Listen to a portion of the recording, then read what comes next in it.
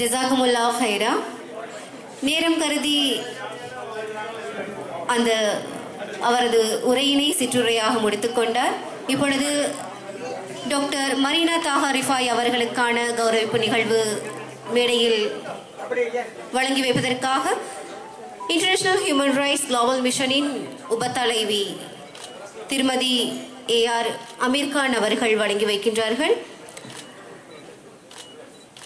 நேரம் இப்பொழுது சரியாக 6:06:22 மஹ்ரிப் தொழுகைக்கான அசான் ஒளிபரப்பாகும்.